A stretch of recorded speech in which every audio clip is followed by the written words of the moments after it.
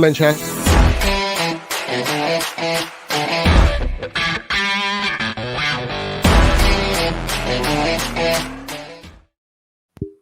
What's going on, people? It's Adam Matic time. It's a look ahead to what can only be described as what used to be an absolutely huge game when world football brought these two names together. Not so much this time, both playing second fiddle in their own towns, you could say, but it's a pleasure. I've got two massive AC Milan fans on with me here in Roy and Laert. One from LA, one staying over in London down south here with us. And fellas, how is everything? How are you feeling? How's your days been? Excellent. Thank you, Adam. Thank you for having us here. We're really excited about this clash of sleeping giants. Let's call it like that. Exactly. I would put it that way, yeah. And, so both waiting. Right.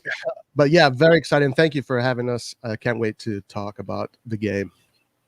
Yeah, I mean, Laert, mate, I mean, it's for you guys, I would say, we'll get straight into it. Let's say we were both in similar situations. We just spoke about this off camera then, about our other sides of the town taking the glory at the moment. Inter Milan under Conte having a good season over there, looking pretty much like the team to beat at the moment. AC Milan just, you would say, rebuilding really for you guys at the moment. It's how is it with the AC Milan fans this season? How has it come across? Is it like a rebuild, but not getting too carried away? Still a work in progress sort of scenario going on with Milan right now? I can start. I would say for the supporters a bit different because the young supporters, they never seen AC Milan recently win anything, so they want to rush on that success and get everything straight away. But for me and Roy, we've been supported forever. I think more than 27 years. So we've seen them win and play great, and it was actually a pleasure. So for us, it's like a rebuild. For us, it's like, calm down, let's play well, let's get as much point we can, go back to the Champions League, play again against Manchester and big teams, and start to understand what we can do better and slowly improve the team. So that's important for us. So it's a perfect season at the moment. Yeah, I mean, Roy, for you, mate, is it okay? You've got one of our players over there in Diogo Dalot. Obviously, Zlatan is just, I absolutely loved and adore Zlatan when he was at Manchester United. Does he come across that way, even though he has been across and played on the other side of the town and has played for Inter before? Is he still idolised over there at AC Milan? Oh, yeah, for sure. The AC Milan fans love Zlatan. I would say all of Italy loves Zlatan. He even right now hosted the Sanremo festival. So Italy has a great relationship with Zlatan in general.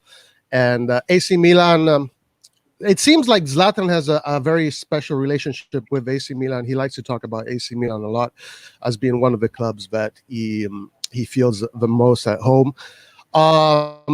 But maybe he's just saying that because he has to.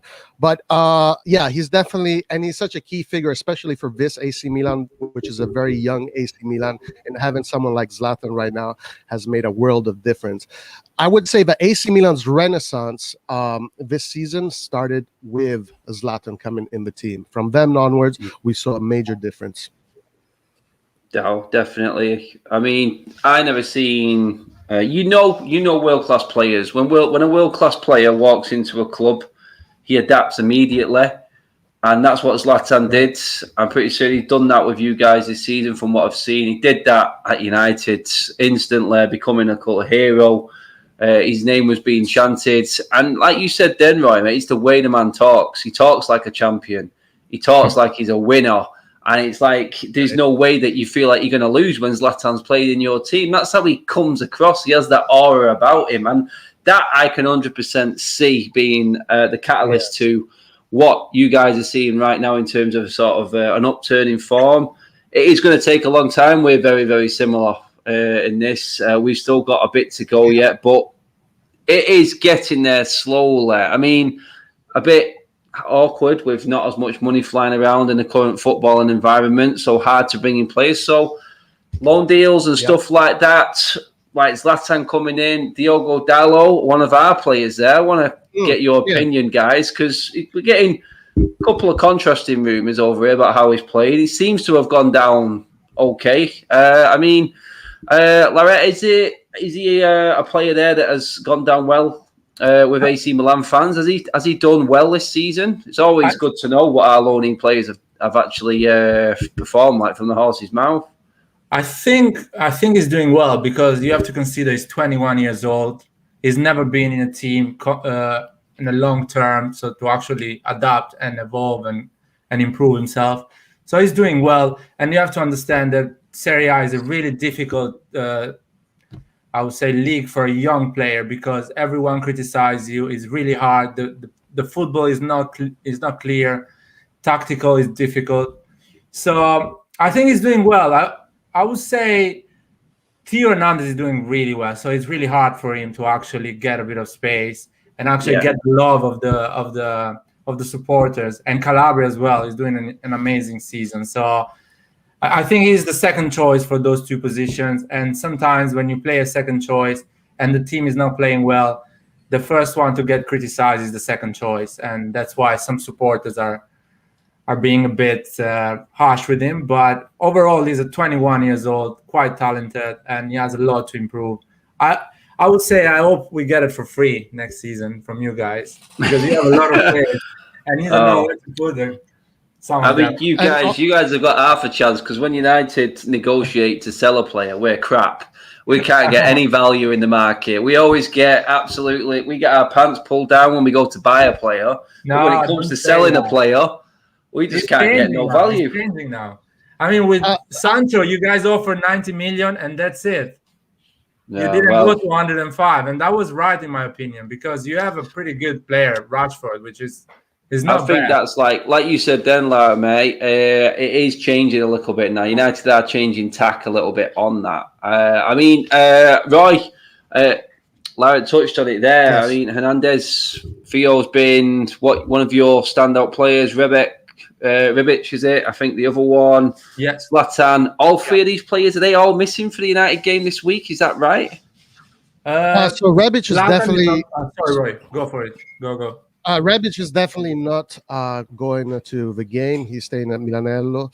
Zlatan is injured on the injured list, so he's not playing. Then, but one of our biggest key players that is not playing is the attacking midfielder position, Çalhanoğlu.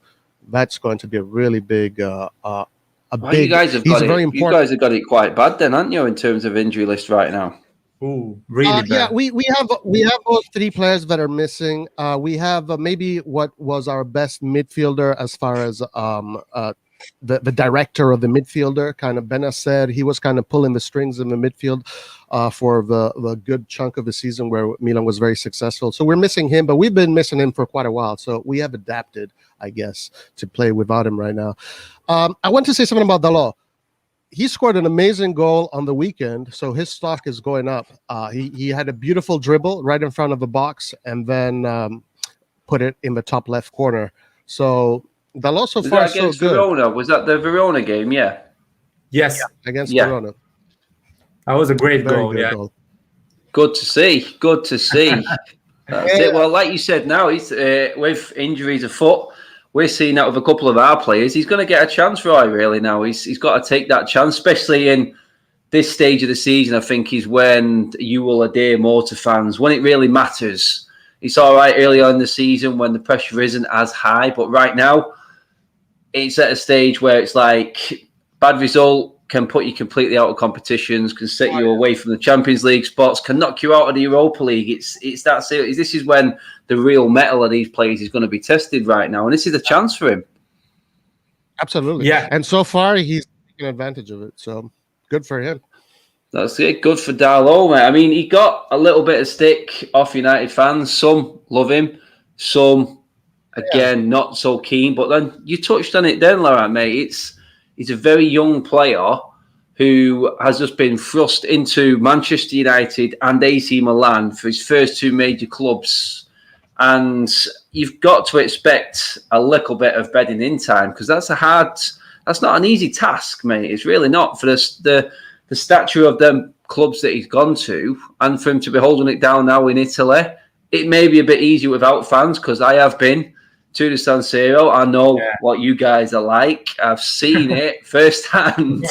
This was the season before all United fans got battered by the police in Roma, and we've seen signs of how bad it can be within the Italian stadiums. It was pretty brutal, to be honest. Yeah. But I mean, would you take him on another season right now, even if it was on loan? Would you accept that? I'll go.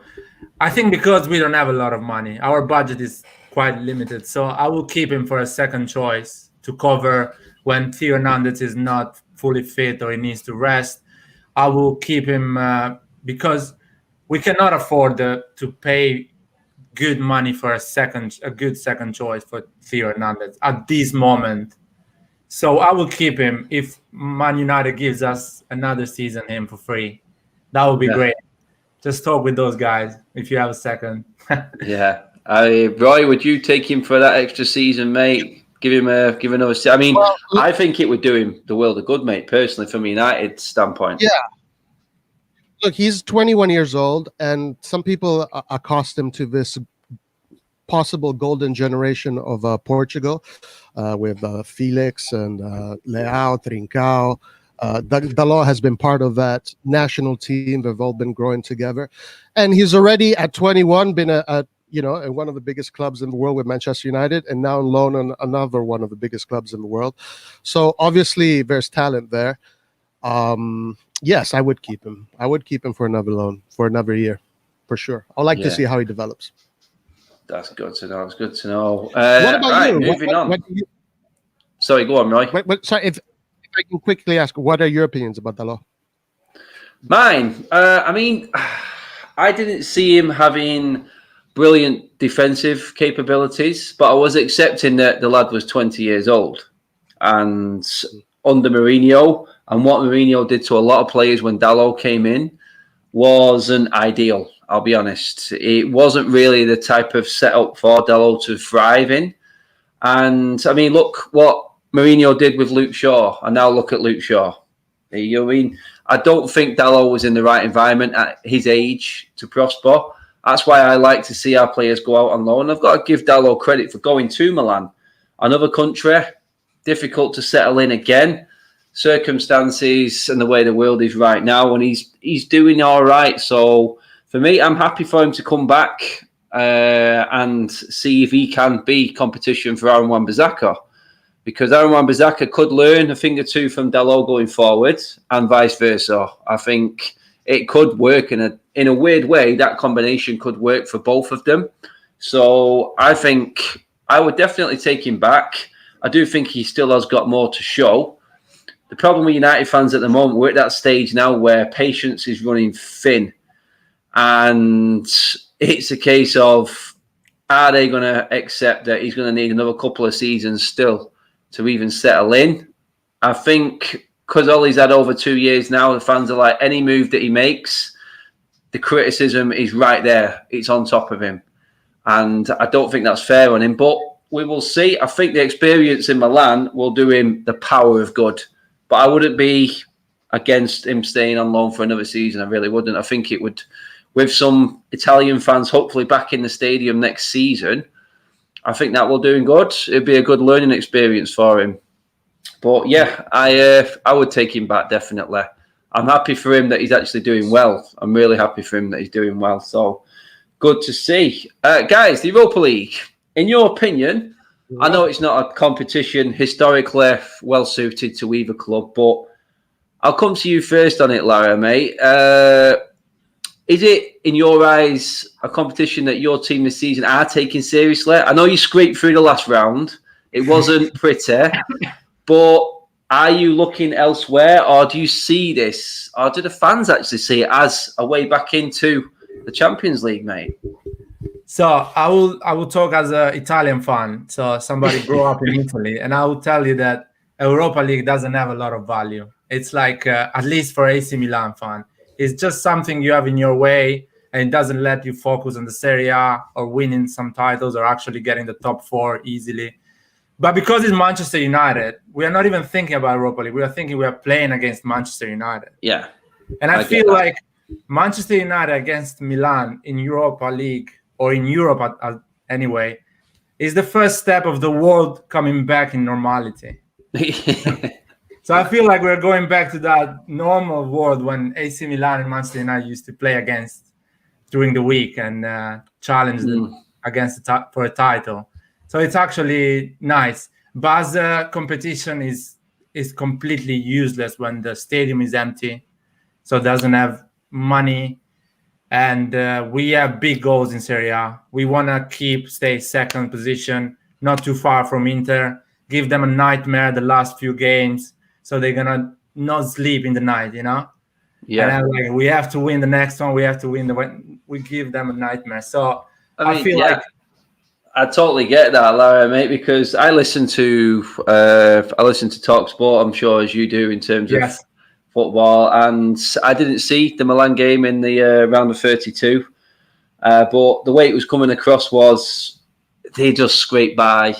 But looking at your form in the league recently, I mean, beating Roma, I mean, the result against Verona at weekend was another good result. Your form isn't that bad in the league, considering the injuries you've got, Roy, mate. I mean, is the Europa League, like, Claret, just getting in the way, mate?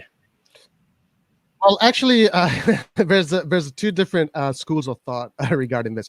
Lart is correct in saying that Italy in general kind of snubs this competition. Not just Milan, most of the teams do. But I think right now Milan, with this kind of renaissance for some fans, like me, for example, I'm very excited to see Milan perform in Europe, especially I want to see Milan perform against the big teams like Manchester United or teams of this caliber.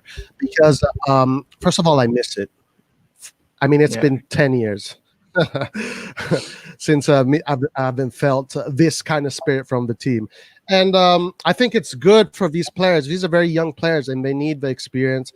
You know, if Milan were to go forward in the competition, I'd be happy. I wouldn't be one of those fans that are saying that it's interfering with the Serie A. And if they do not go forward, you know, I would really take with value the experience from the players, because these are young players, and this game is going to be very important for them. Yeah, definitely. It is a really good experience for them. And let's be honest, I mean, for you guys with the injuries that you've got, you're actually ahead of Juventus in the league by right this season, the champions, and how we see it in England as the best team in Italy right now is Juventus. It has been over the last few years. Ronaldo's come in, they've signed pretty much anyone who's anyone. And it's been one of them seasons where you've gone, you know what? I'm looking at it, we're only, 6 points away from Inter Milan? Couple of results. Your season's nowhere near over right now. And yeah, it's great having United in town, but you know what? In a way, you're probably thinking, I'm actually happy that some of these players aren't playing and are being rested just through little injuries or whatever they are right now, so they can go for hell for leather for these last few games of the season, because you guys are still in with a shout. Surely, we all know what Conte can do. He can blow up. He's one of them. It can all start going wrong. I mean, anyone who's wanted out of England has gone to Inter Milan. We know that. I mean, Lukaku, Young. Yeah. I think Eriksen went there. It's like anyone's gone to Inter Milan. I think Conte's just stolen the Premier League. But for me, I look at that league table. I didn't have you guys ahead of Juventus for one. But is your season in Italy very similar to what we're getting here right now in a Liverpool scenario? Are the fans really affecting what is happening, or lack of fans, I should say, like, mate? Is it coming across it in Italy that way? Is it a case of who's adapted the best without fans is the one? Never mind the quality that we all know each team has got. Is it the ones that have adapted to the no fans that are working a lot better right now? Because we've seen Liverpool completely fall off a cliff this season to a point where it's embarrassing. I'm not saying I can say that with a little giggle. I know, being a United fan, but from the outside, it's drastic. Is it very similar with what's happening with Juve this season, do you think? Well, I would say Liverpool really struggle on walking alone. So they really struggle on that. But for us, walking alone is not a problem. We can actually go through the season without the supporter because, unfortunately, the AC Milan supporter, they've been used to see Kaká, Seedorf, Nesta, Maldini. So when they see Romagnoli, they want to see him to perform like Nesta. When they see Kessie, they want to see him to perform like Seedorf. So they criticize a lot the team. So when the lockdown came and we start to play without fans, the players kind of relax and they start to play football, kind of be more, they didn't feel the pressure. So that's why we had a great result. And of course, Pioli find a way, the right, approach. Zlatan is a massive player. When you are around Zlatan, you want to play better than him. You want to play not as an average player. So an average player becomes a good player becomes a champion with Zlatan. So there is a lot of things, but playing without the fans, it helps a lot. It helps a lot. Yeah, definitely. I mean, Roy, is it a case that the pressure is off? Because, like I said, we'll get into our favourite United and AC Milan games of all time, but I know the intensity that San Siro brings to the pitch, and I could even being in there in the away stand, you could feel the pressure that would have been on the players to perform and the expectation level. Is that what has helped in a way? I was 100% sure that was the case, especially with AC Milan, a team that is so young. And the Milan fans can really push the team and give the team. I think the Milan fans sometimes are responsible for how the team has performed badly because they're very demanding. Like Lart was saying, the fans have such high expectations. This having the stadiums empty for AC Milan has been really good. Right now, seeing the team evolve and seeing how things have gone forward, now is the time where we need the fans to push the team in this moment. But when this renaissance that is happening, I see there's a correlation there with not having fans. And just to say, with Juventus, I think similar to Liverpool, Juventus with the fans, I think it would be a much different season. They would be much further ahead. Yeah, it is. It does feel that way, doesn't it? Because it's like Juventus. I don't know if I'm right in this. It's obviously you guys know better, but when I was growing up, I always seen the top level Italian team. It was always the Milan. It was always the Inter Milan. It was always that was the biggest teams in Italy, and it just seemed like the expectation for them was bigger than anyone else. It was like the Liverpool and Manchester United of the Premier League. It was like you could go to any club in Italy, it wouldn't feel as pressurized. But you went to one of them big clubs, the expectation level goes up to a different level altogether, and it just felt like that growing. It just looks like that now from the outside. And I do think it has affected a lot of teams in different ways. And I think better next season we'll get a true indication, I think, if we do get fans back. Just out of curiosity, how far away is Italy and what are the plans? Do you guys know exactly what the setup is? Are we going to get supporters back in next season? So Italy is going quite slow with the vaccine. England is going pretty well. So I would say, but still, the season is going to start in September probably. So I will say probably October, November, we're going to start to have full stadiums. So the beginning of the season is going to be a bit, 50% capacity or something like that. Yeah. But yeah, I'm positive. Next season is going to be a different show. And we're going to have better players next year. We're going to have few more players. I feel that. I'm quite positive. And I feel like you guys are going to have a big striker next season. We're all hoping that Ed Woodward can pull a deal out that we've never seen him pull out before. There is one player that I want in that team, and he's at Dortmund, but it ain't Jadon Sancho. It is Haaland, that brilliant striker. He is the ultimate striker right now. I think everyone wants. I could see Manchester United land Haaland. I could see that. It just depends what sort of deal we broker. It's going to be stagnated. I know Dortmund need the money, but I think that's the next level player that we sort of need. But then again, we do need to improve our midfield as well. So it's whenever we buy a striker, is he going to get the supply line? That brings me on to my next question, really, guys. I mean, out of that United squad, I mean, Threats, United are going to go strong in this game, boys. We did against Sociedad when we were 4-0 up from the previous bleeding game. So you guys are going to get a strong United team. I mean, looking at it on paper, who are your fears? Is it that obvious? I would say. I'll call it Roy. I mean, who stands out for you in this United team right now? Who are your fears? Well, luckily, my favorite players that played Manchester United are going to be injured for this game. So, and I'm that kind of makes me a little bit more positive. Pogba, I love Pogba as a player. I love Cavani, and those two players are top players, and not being part of the Man U squad is a big up for AC Milan. But I think Manchester United is just forward in its growth.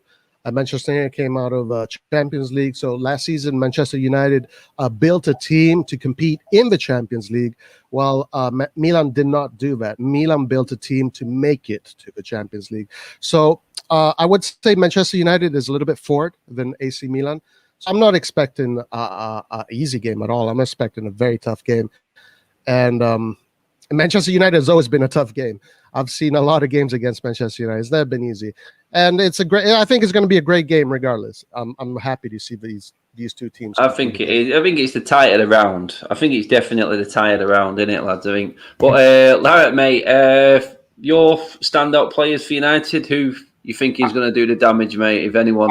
I cannot wait to see the duel against Roberto Carlos against Cafu. So Luke Shaw against Calabria. Because Luke Shaw is performing pretty well. So I want to see him, how he's going to handle Calabria. Do you know what, mate? I would not be surprised if you see Telles play instead of Shaw on Thursday. I think Shaw is one player that Ollie will probably rest in the Europa League. I think he's one. But I know what you mean by that one there. It would be nice to see the best against best is always good to see. Like the old Ronaldo and Ashley Cole days, when you've seen proper duels of football in football matches. But that's what happens when you're in the Europa League, boys. You don't get to see them all because no one takes it as serious as anything else. If it was Champions League, you're going to be getting full-blooded, absolute best of the best. Zlatan would make himself fit, even if he had a broken leg, if this game was on. I'm telling you right now. But, I mean, I think I pretty much named, and you guys have named the threats for Milan. It's a shame not all of them are playing in this game. It's best to see both against both. But, I mean, looking at it, going off your league form, it's hard to say. Europa League form, how do you see the game going down, really? What sort of game do you see, Roy? Is it going to be a cagey game, close, or is it going to be a case of let's just go out and play? There's not much pressure on in the last 16. It only gets really sort of technical, I think, closer to the quarters and semi-finals. Or is it going to be an Italian masterclass defensive performance from Milan? Well, so I watched a little bit of Manchester United against Manchester City. And those first 20 minutes, Manchester United was attacking. So I kind of saw how Man U attacks. And basically, they play the exact same formation as AC Milan, 4-2-3-1. And the roles of the players in that 4-2-3-1 are also very similar to the roles of the players in AC Milan's 4-2-3-1. So it's kind of hard to tell because they're almost mirroring each other. They're very similar in approach and style. I think Manchester United does have the edge because they as I said before, they built from for the Champions League. Milan didn't. I think there's three outcomes that I can think of. Either it's going to be really cagey and we're going to cancel each other out, or it's going to be a very open game, goal to goal, or Manchester United will dominate possession and Milan will be forced to defend and pull off that kind of game, which is fine. I'm okay with that. I don't see Milan have most of the possession. I don't think Milan is going to dominate the possession, especially without Çalhanoğlu, without Ibrahimovic, without some of these very important players. Yeah, Alien 10, one of my biggest contributors and subscribers there, said, "Thank God you didn't watch the Crystal Palace game, bud, because that would have put you to sleep, mate. That was horrific. That's why none of us had any hope in the derby." You didn't watch Udinese game as well, so that was another. Yeah, Oh, I heard Crystal Palace plays like catenaccio. They put every player in the right. Didn't we had we have a Manchester United fan on our page. He comes to our lives and he was telling us Crystal Palace is like plays like Udinese, like catenaccio. Defending everywhere. Yeah, I mean, Roy Hodgson, mate. That manager is a dinosaur. I think he's the He's eldest been in manager. Italy, by the way. Yeah, he has been there, hasn't he? He knows what it's all about. I think that's where he discovered the art for defending. Oh my God, the guy is the eldest manager in the Premier League, and his team plays like it. He'll have 2 flair players who literally run the show, and hopefully they will have enough form at one point through a season that they just accumulate enough points just to keep them safe. They are well established. There's no fear of them going down. I don't think there's worse teams in the league.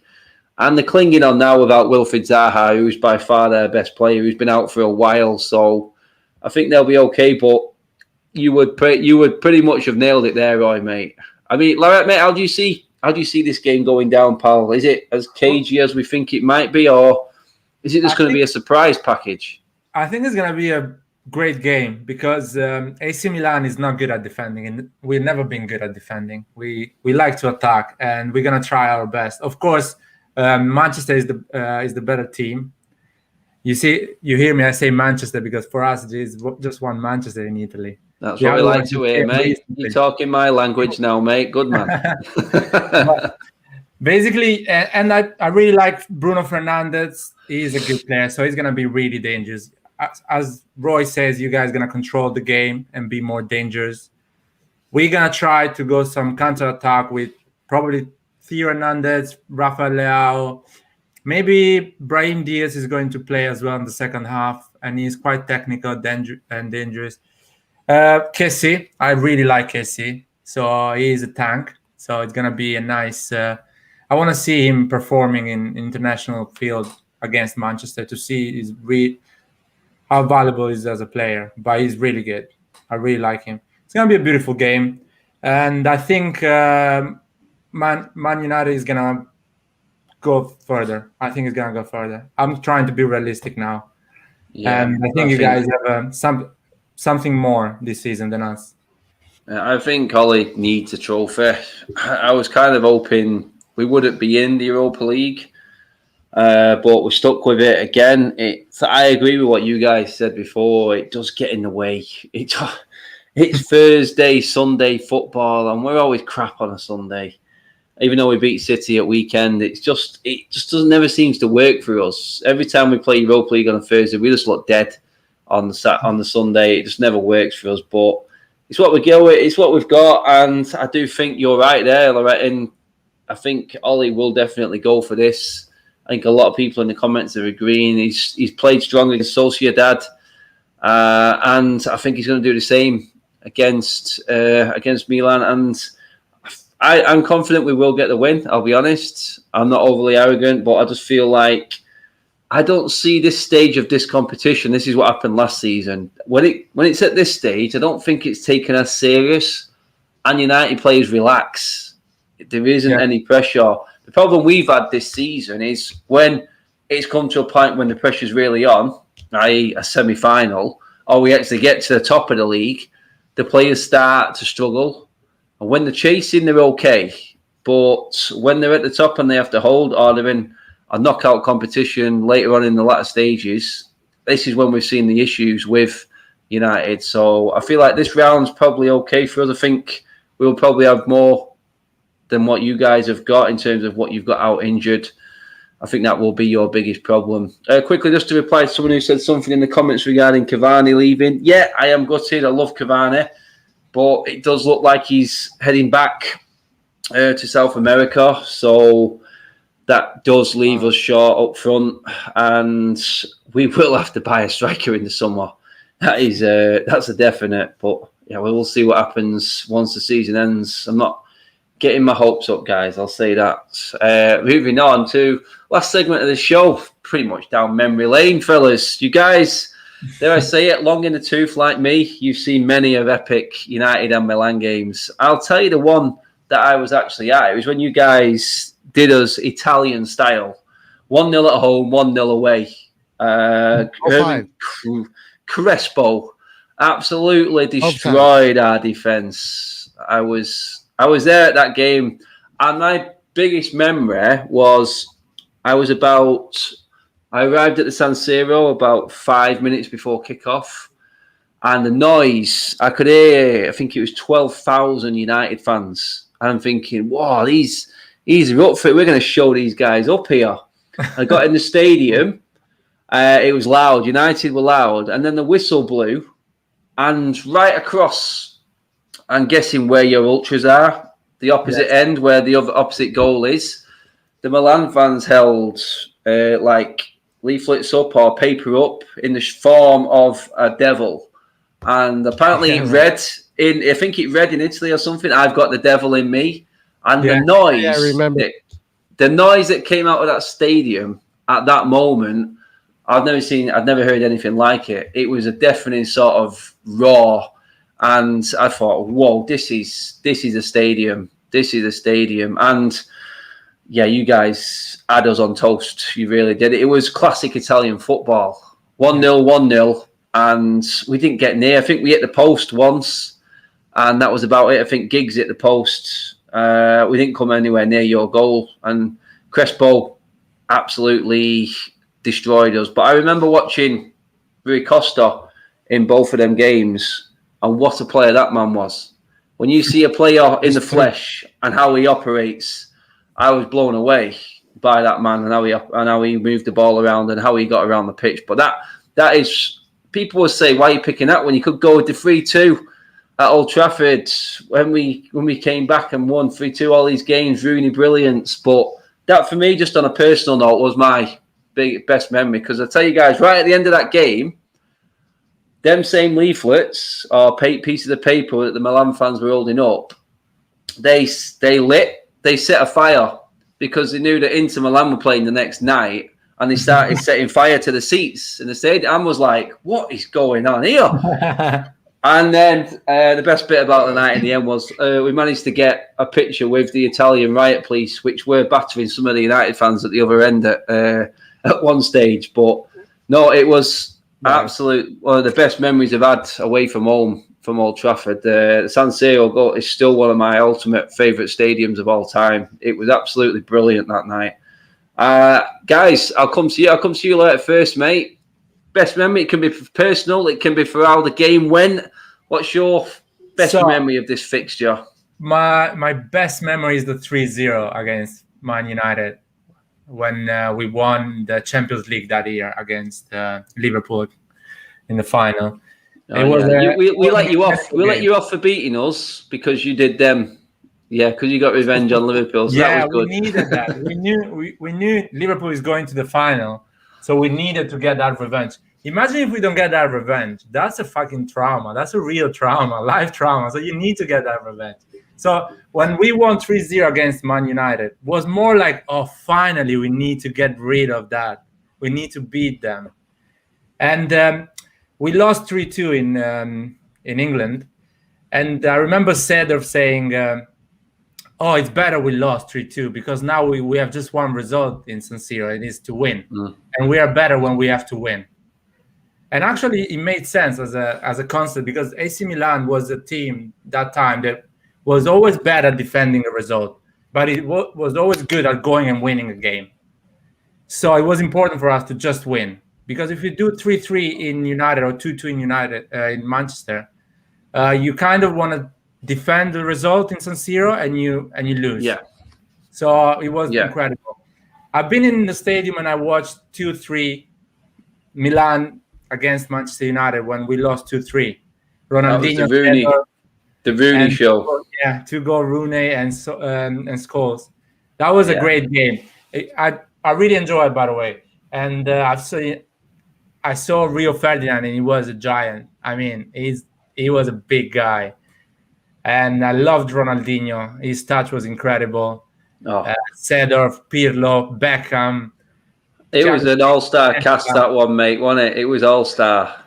Yeah, that was insane. Going into the stadium and watching that game and watching so many great players, it was just was just incredible. It was nice. Doesn't matter the result. You just see them playing football. It was incredible. And I want to say something. When AC Milan scores in San Siro, the stadium kind of shakes. Like it did. I remember that. The players feel that, and it kind of AC Milan player, they get even stronger. The opponent get even weaker because they feel that ground shaking, and they're like, "Shit, what are we gonna do now?" So it's really hard to play in San Siro. It's really I can imagine. I can imagine, mate. It is a brilliant stadium. Hey, Roy, mate, what's your memory, mate? What's your memory lane?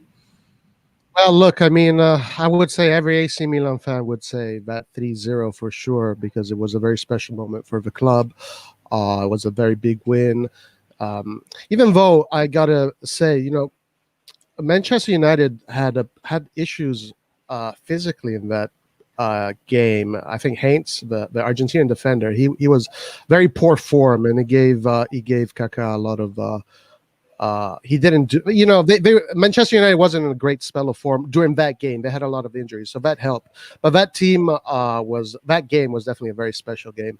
That 3-0. I mean, it was like winning that was our final pretty much. And then Liverpool was a very cagey affair, and it was kind of a tough game, but we were able to pull through. But, you know, we played Manchester United many times. Milan has played Manchester United many times throughout the history. And, you know, Milan has gone to 3 finals via Manchester United semifinals in the history. So Milan has had good fortune against Manchester United. But the last game we played against Manchester United in the Champions League was that 4-0 Old Trafford. At Old Trafford. And I remember Rooney saying after the game, that they didn't even celebrate. They just went in the locker room and was like, "Yeah, we just did our job today. No problem, no worries." That was kind of. I think United had so much going on that season. I don't think Ferguson let them celebrate until something was won. There was just too much going on. Yeah. So definitely that year for sure. Yeah, definitely. I can remember them games. Do you guys think that 3-0 for you guys was when you was at your strongest? Last time you was at your strongest, would you say? As a team? Yeah, go for it. Go. Don't worry. Really fast. I think that was our last. That was our last game of that era, and everything from then onward went downhill. That was the peak. That was the last stand of the Ancelotti era. That was the last one. Everything after that went down. Yeah. So would you agree with that one, Larry? I think I don't agree with that because at that we had just few players that season. We just put the spirit there. We put the personality, and we won the Champions League. It was like more Maldini, Nesta, Gattuso, Seedorf, Pirlo wanted a revenge against that awful night in 2005. So we weren't a better team at that time. We just had a lot of personality. We wanted to win more than the other teams. I think the best team AC Milan had was that team when we went out Champions League against Tottenham. Yeah. Because we had Ibrahimovic, Boateng, Robinho, Pato, Cassano, Seedorf, Nesta, Thiago Silva. I mean, it was a great team. That was a better team. That was more organized. But Allegri didn't have the experience of Ancelotti. And the players, the key players we had at that time, they weren't, I would say, young enough to put that great performance in Champions League. And I was really pissed off we lost against Tottenham 1-0 because Tottenham were playing without, if I'm not wrong, without Bale at that game. And we were better than them. And I think Allegri lost that game. Allegri lost. Speaking of Allegri, do you think he's coming next season to train Manchester United? No, I don't think. I don't think. I think because Ollie's going to get top 4, I think he'll stay. I think that's where our owners are. We're American owners. And as long as the money's coming in, I think they'll be happy with that. I just don't see them extending his contract. I actually think they'll just let him play his contracts out and then he'll just walk away, I think. But I don't think right now there's anyone available to come in and take us to that next level, because we're talking we have to compete with Pep.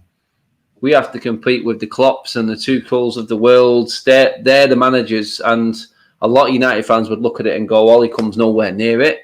But somehow we're second in the league, and we just beat Pep again. Ollie's beat Pep again, and it's weird. I can't describe it. How one game we look like we've got the ultimate plan, but then the Crystal Palace game's always there. The West Brom game, the Sheffield United against the poor teams. We just don't seem to be able to get up for it. Is another manager going to be able to take that out? I couldn't tell you right now. It's a weird situation with the management at United. I don't think Man U wants Allegri. I don't think Allegri would be a good coach for the Premier League because, and correct me if I'm wrong, I think the Premier League, just the fans in general, the people that watch the Premier League, they want to see attacking football. They want to see a lot of action on the field. Allegri is very methodical in his ways. He treats the league like a marathon, one step at a time. He doesn't really care to entertain the fans. So I don't know if he'd be a good fit for Manchester United. Yeah. I think Manchester United wants attacking. This is, I'm going to test you both now, actually. Let's see if you agree with how AC Milan have looked over the years from England's side of things. For me, you were just rolling off some names there, mate. I'm going to give you a chance. Your ultimate, pick one defender, pick one midfielder, pick one striker. While you've watched AC Milan, who are your picks? You can only have one in each position, mate.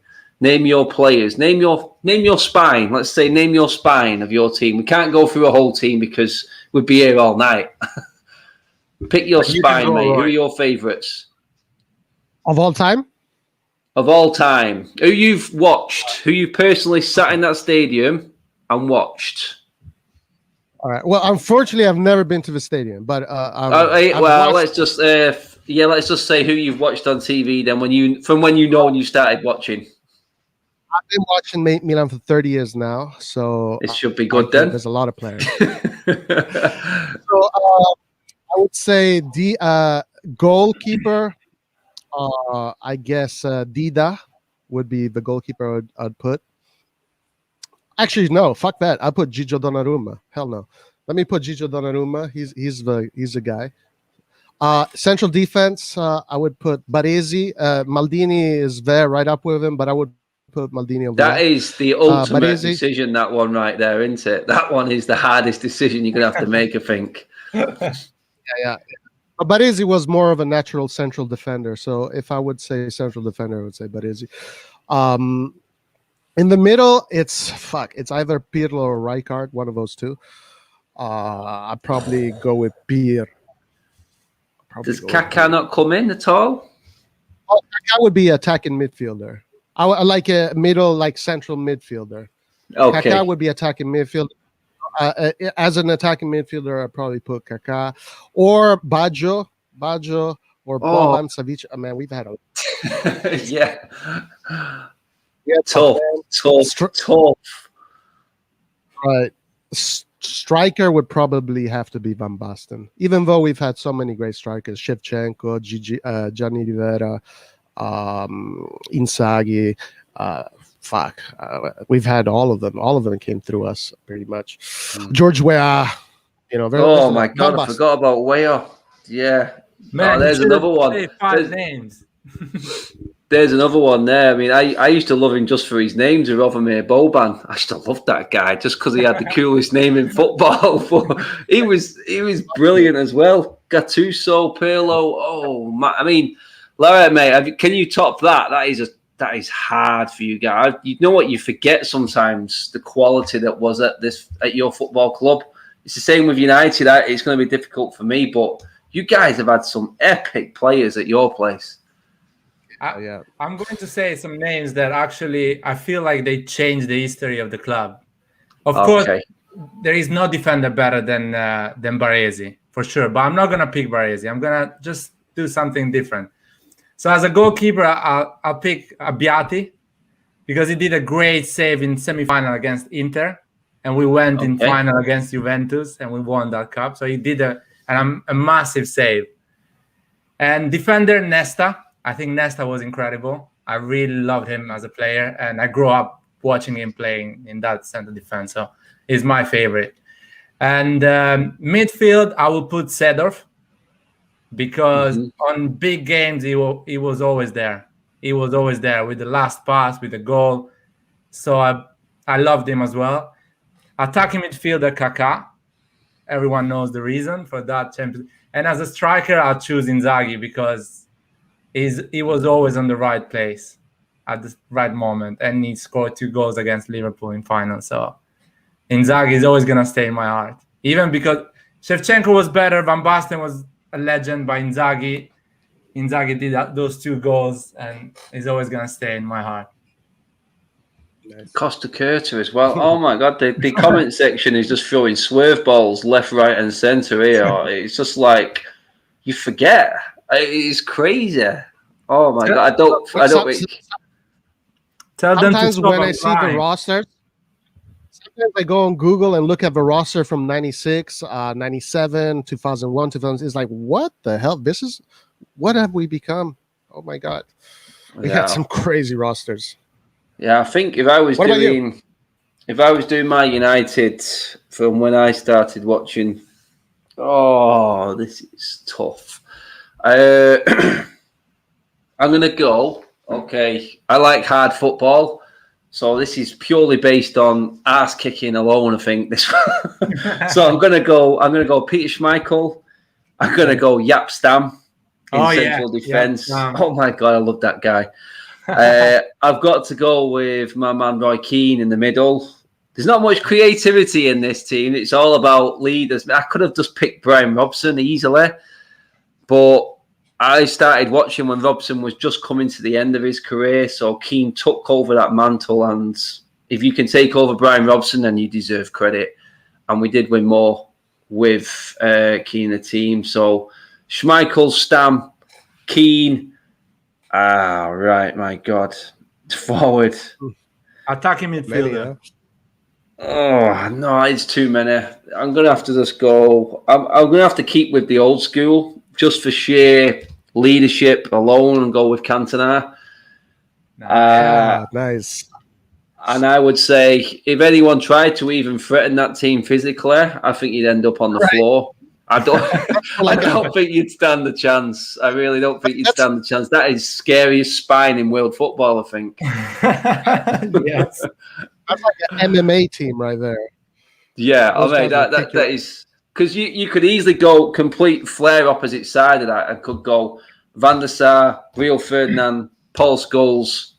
You could even sneak Cristiano or Rooney into that, and you total opposite end of it. But there's so many players that I can't even fit Giggs or Beckham in there. Yeah. It's frightening. You know what I mean? Because even in defence, there's so many defenders. You're missing Vidic. You've got Pallister. Bruce is even in there from the old days. Midfield is scary, absolutely scary on its own. Like I said, Beckham, Scholes, Keane, Robson. There's some serious players in the forwards. Rooney, Van Persie, Van Nistelrooy. Yeah, absolute epic player. And that just shows where we're at right now, guys. Rolling off that reel of players that we've both said for both teams, and then we look at it now and we go, oh, God. It just shows you done it, really. I mean, we love our clubs, but we know how far we've fallen. It's time. We're both rebuilding, and hopefully the glory days are coming back. We're both in the same position. We're both dealing with our noisy neighbours being above us. We're exactly at the same position, I feel, in terms of our own domestic leagues, except City are miles ahead of us, and you guys have still got a chance. But, guys, that is the end of the show. I just want to thank you both. Larry, Roy, both coming up. Really appreciate your guys' content tonight. It's been brilliant having you on the show. Thank you, man. Thank you. See you tomorrow. Thank you. Right, thank you for having us. Thank you so much, and to all your audience and you, thank you for being so nice and welcoming to us. And yes, and tomorrow we're going to be hosting you on our show, the Rossoneri TV show. So please, everybody, stay in touch and watch out for that at Rossoneri TV YouTube. Yeah, definitely. Looking forward. We have Guys. lots of good questions for you. Lots of good questions for you, Adam. Can't wait to ask you. Oh, I'm looking forward to it, mate. I'm looking forward to it. Just give the people in the comments a quick shout again to your tag for your YouTube channel, guys, as well. Yes, you can find. Sorry, real fast. You can find us Rossoneri TV, YouTube, Instagram, and Twitter. Rossoneri TV on YouTube tomorrow. What 10:30 Pacific time. 10:30 Pacific time. Got it. So that's going to be it's 5:30 my time, isn't it? Oh wait, 6:30, right? So 6:30 UK. 6:30 UK. So guys, tune into that one just to see it from the other angle. That's what it's